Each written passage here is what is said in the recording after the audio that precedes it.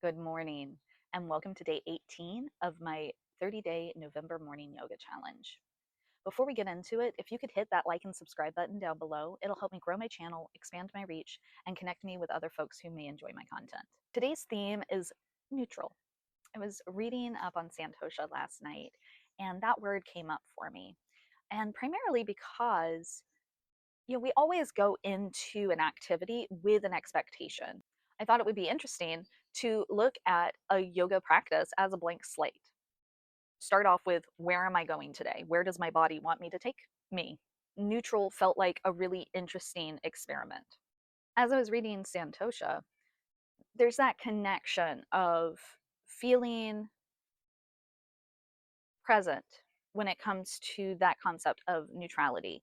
It isn't that you're not feeling anything, it's not that you're not experiencing a feeling or a physical attribute in the moment, but it's that you're being present in that moment. And that drew me to also consider aparigraha, which we talked quite a bit about yesterday. So, that idea of releasing our ego and releasing our attachment to ideas or what things should or shouldn't be like, or worrying about the future or thinking about the past and how things were.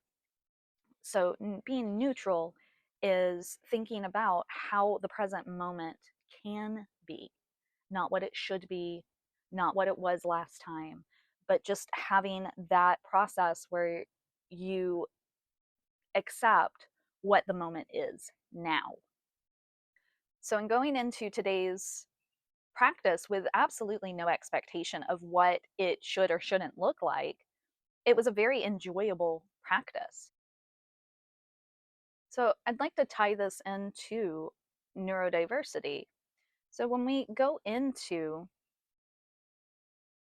understanding how our brains work, if we can separate out how we want them to work versus how they work versus how others want them to work, and we can just approach it to the this is how my brain works in this type of moment,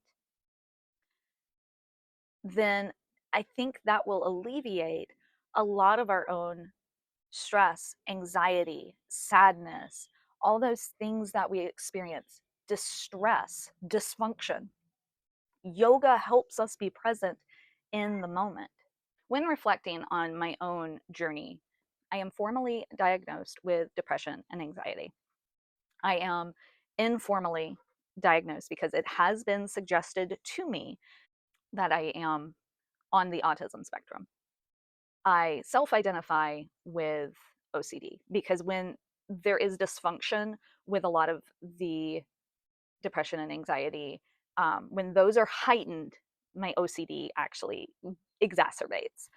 Um, so, one of the things that has been suggested, and this is going to tie us back into that concept of neutral for our theme this week.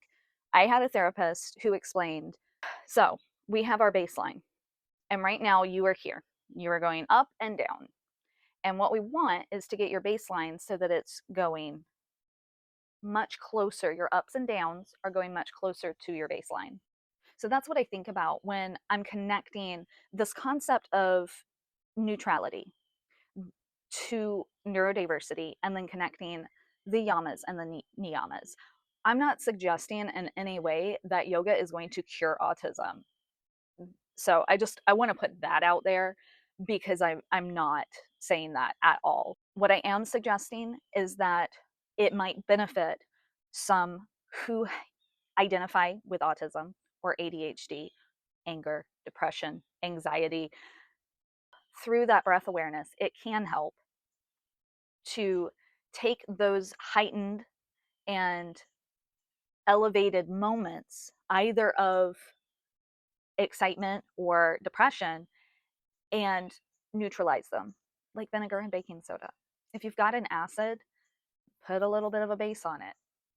Breathwork is the base that's going to help neutralize some of those acidic moments.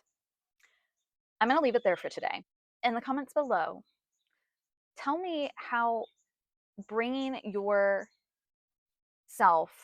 closer to a neutral baseline could help improve your life. I will see you tomorrow on the mat. Have a great rest of your day.